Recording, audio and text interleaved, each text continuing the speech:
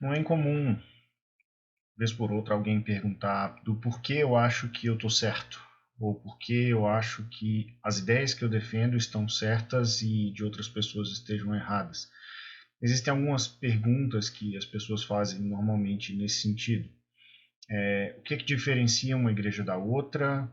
Por que eu penso que os que creem da mesma forma que eu são melhores ou piores do que os que pensam diferente? Por que a pessoa que está ouvindo ou que está fazendo a pergunta deveria me seguir em vez de seguir outros?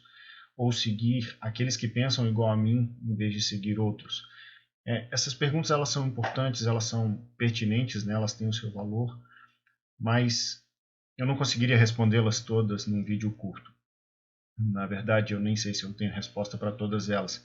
Mas o fato é que existe algo por trás dessas perguntas que é a questão da autoridade. Ou por que você diz o que diz? Ou com que autoridade você diz o que diz e você afirma que o que você diz está certo? Essa é a grande questão. E eu já digo que a autoridade que eu creio é a da Escritura, é de Deus por meio da sua revelação na Bíblia. É o conceito de sola Escritura que veio da Reforma, né, que nós herdamos da Reforma.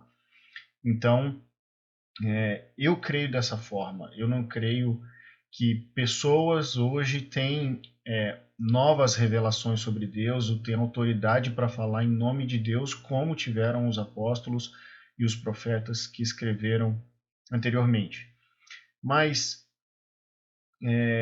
eu queria, então, pensar com vocês acerca do texto de Filipenses 3, a partir do versículo 17 até o capítulo 4, no versículo 1, que vai dizer o seguinte: Irmãos, sejam meus imitadores e observem os que vivem segundo o exemplo que temos dado a vocês. Pois muitos andam entre nós, dos quais repetidas vezes eu lhes dizia e agora digo, até chorando, que são inimigos da cruz de Cristo. O destino deles é a perdição, o Deus deles é o ventre, e a glória deles está naquilo de que deviam se envergonhar, visto que só pensam nas coisas terrenas. Pois a nossa pátria está nos céus, de onde também aguardamos o Salvador, o Senhor Jesus Cristo, o qual transformará o nosso corpo de humilhação para ser igual ao corpo da sua glória, segundo a eficácia do poder que ele tem de até subordinar a si todas as coisas. Portanto, meus amados irmãos, de quem tenho muita saudade, vocês que são a minha alegria e coroa, sim, meus amados, permaneçam desse modo firmes no Senhor. O interesse de Paulo em escrever esse trecho é ajudar os filipenses a identificarem os falsos profetas, os falsos mestres, as falsas doutrinas, e especialmente os falsos exemplos. E por isso ele começa dizendo: imitem o meu exemplo, ou então observem aqueles que andam segundo o padrão que nós demos para vocês. E é interessante que ele faça isso e ele dá essa ajuda de duas formas. Ele dá de uma forma propositiva ou positiva, né, e outra negativa, dizendo siga isso e não siga aquilo. Essas duas ajudas são a seguinte: observem aqueles que seguem o exemplo de liderança de Cristo. O líder de Cristo, ele não chama para si mesmo a exclusividade da salvação. Está aqui talvez um dos grandes pontos para identificarmos uma seita ou algum tipo de heresia muito descarada, porque eles vão bater no peito e dizer o seguinte: a salvação só existe na minha igreja e na minha doutrina. Então, eu não defendo essa ideia. A salvação só existe em Cristo e por meio da Escritura. Desculpa. A salvação só existe em Cristo e quem nos revela são as Escrituras, que fala do Filho, obviamente. Então, Paulo ele está dizendo para que ele seja imitado, mas ele não diz que somente ele deveria ser imitado. Muito pelo contrário, ele fala o seguinte: observem os que vivem segundo o exemplo que temos dado a vocês. Então, existiam outras pessoas que também não só eram autorizadas, né, pela igreja, mas elas eram pessoas piedosas, pessoas que davam exemplo e apontavam para Cristo especialmente. É interessante que ele coloca no plural isso, né? O exemplo que temos dado. Ele não fala o exemplo que eu dei. Sigam aqueles que me seguem. Não, muito pelo contrário. Em 1 Coríntios 11, no versículo 1, ele fala: sede meus imitadores como eu sou de Cristo. Então, se eu imito a Cristo, eu sou digno de ser imitado. Se outro imita Cristo, ele é digno de ser imitado. Então, imite-o, siga-o. O exemplo dele é um exemplo válido para você. O exemplo dele serve para que você siga, e o exemplo dele vai te incentivar a alcançar a verdade e também ser um imitador de Cristo digno, de forma que outras pessoas também possam te seguir no futuro. Então, na mesma carta aos Coríntios, ele também mostra que essa briga pelo líder, pela liderança, ela é uma briga muito boba. Ele vai mostrar que essa briga era uma bobagem porque eles, os líderes da igreja, os apóstolos no caso, né, eles eram apenas servos, eles não estavam preocupados em fama, eles não estavam preocupados em seguidores, nem likes, nem compartilhar e etc. João Calvino vai dizer que o homem que se devota aos seus interesses pessoais não deseja ter um rival, não deseja ter alguém à sua altura. E Paulo está dizendo, olha, pode seguir outro, não tem problema. Mas existe um modelo a ser imitado, e esse é o modelo de Cristo. Nós demos o exemplo que recebemos de Cristo. Os bons líderes, eles não se importam de terem outros bons líderes ao seu lado. E talvez até sendo mais seguidos, vamos dizer assim. Isso não é um problema, porque eles não estão correndo atrás de fama, pelo contrário, estão correndo atrás de apontar para Cristo, e isso é importante. Então, uma forma de você identificar uma boa doutrina, uma forma de você identificar um bom líder, é quando esse líder aponta para Cristo. Quando esse líder ele se esforça por imitar Cristo. Ele é pecador, obviamente, ele será pecador, mas o próprio fato dele reconhecer ser pecador e dependente da graça já é fantástico. Isso já é um bom indicativo. Então, observem aqueles que seguem o exemplo de Cristo. Em segundo lugar, de forma negativa, então, observem aqueles que são os inimigos da cruz de Cristo. E ele lista algumas características desses homens, que é o seguinte: primeiro, eles são inimigos da cruz de Cristo, e isso precisa significar algo para a gente. De uma forma ou de outra, aqueles que são inimigos da cruz, eles diminuem a cruz. Eles diminuem o valor da cruz, o significado da cruz, especialmente a necessidade da cruz. Porque Cristo não morreu na cruz para ser um exemplo. Ele não morreu na cruz porque ele foi tolo. Ele não morreu na cruz porque os judeus o odiaram, o renegaram. Muito pelo contrário. Ele morreu na cruz porque ele se entregou. Ele desceu da glória e se entregou e morreu por mim e por você, para perdoar o meu e o seu pecado. E essa morte ela era necessária. Sem a morte de Cristo não haveria perdão. Então, a cruz ela tem um valor que é inestimável e ninguém tem o direito de reduzir.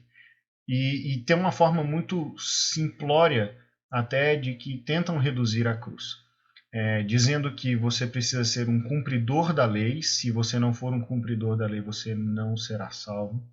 Outras pessoas dizem que se você não cumprir, não fizer boas obras, se você não fizer caridade,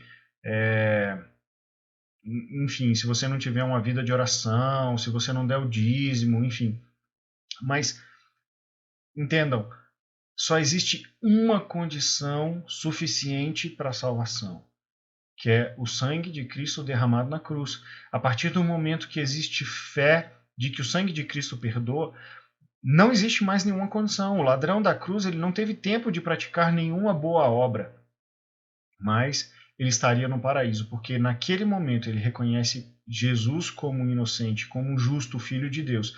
E eles como ladrões. Então ele se reconhece pecador e que a salvação estaria, então, naquele inocente sendo morto ao lado deles, né, no caso. Então, aquele ladrão ele alcançou salvação, mesmo sem ter tempo de praticar nada. E é um excelente exemplo para nós. Então, os inimigos da cruz de Cristo, eles tentam diminuir a cruz sempre.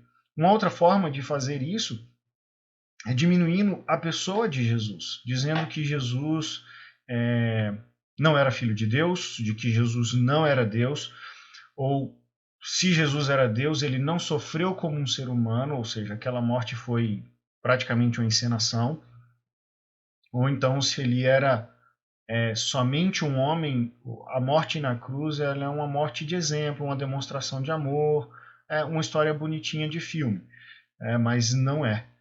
Pelo contrário, a cruz era necessária, a cruz foi necessária e todo aquele que crê alcança a salvação, mas aquele que não crê não tem a salvação. Então, esses são os inimigos da cruz. O segundo ponto aqui de Paulo é que o Deus deles é o ventre, é o estômago, né? Uma das formas que o mundo antigo tratava sobre os desejos, né? Que hoje a gente chama os desejos do coração, mas a gente sabe que está tudo na mente mesmo. Mas esses homens que não devem ser imitados, eles só se preocupam com suas próprias vontades, com saciar os seus próprios desejos, e são pessoas que falam muito sobre o que Deus lhes dá e falam muito pouco sobre aquilo que Cristo de fato oferece. Falam pouco sobre arrependimento, falam pouco sobre perdão, mas falam muito sobre bens materiais, falam muito sobre saúde, sobre essas coisas que são materiais, né? São da matéria, né? No caso, de que Deus poderia dar. Então, eles não falam jamais da importância de tomar a sua cruz e seguir a Cristo, de abrir mão, não falam sobre participar dos sofrimentos de Cristo, como Paulo vai dizer. Então, fuja dessas pessoas. Se preocupe ou siga aqueles que mostram Cristo, aqueles que apontam para Cristo e a necessidade de segui-lo com aquilo que ele oferece, e não com aquilo que nós desejamos. Um terceiro ponto, uma terceira característica desses homens é que eles só pensam em coisas terrenas, né? Ou as coisas materiais, como eu já disse. Eles estão sempre pedindo algo para Deus. Estão sempre buscando uma nova bênção, fazendo temporadas de jejum para alcançar algum tipo de barganha que eles fazem com Deus. E isso chega a ser sujo, como se Deus estivesse sendo comprado, sabe? Cuidado com esse tipo de gente. Mais especial ainda, ou mais importante do que isso, é cuidado para não ser esse tipo de gente. Porque quando nós invertemos a prioridade, quando nós nos colocamos no lugar onde Cristo deveria estar, no lugar da adoração, no lugar da exigência, nós nos tornamos pessoas com Deus no ventre, ou tá com Deus na barriga, tem até a expressão. Então, cuidado para não ser esse tipo de pessoa, mas ser aquele que aguarda a bendita esperança, o céu que Cristo foi preparar, porque esses devem ser seguidos. Porque aquele que pensa nas coisas do alto, ele não está preocupado em ganhar fama, ele não está preocupado em ganhar dinheiro, ou ser rico, ou ser o famoso, ou ser a pessoa que vai ter tudo na terra. Pelo contrário, ele está com os olhos fixos na eternidade. E ainda que ele viva essa vida de uma forma inclusive melhor, porque ama a Deus, ele está com os olhos na vida eterna, que inclusive vai ser muito maior e melhor do que essa. Então, o apelo de Paulo no final do versículo 1 do capítulo 4, ele é muito, muito pertinente para nós. Se mantenham firmes, ou fiquem firmes nessas verdades. Não percam de vista aquilo que é importante. Saibam diferenciar aquilo que é uma uma seita ou algo que deturpa o Evangelho, que deturpa a Escritura, e reconheça em homens fiéis, em pessoas fiéis, que você precisa imitá-las porque elas imitam a Cristo. Se você vê Cristo numa pessoa, então imite-a, busque conhecer, né, o Cristo que ela serve. Isso faz sentido, isso vale a pena. Fica um desafio aí para você. Meu grande abraço. Fique com Deus.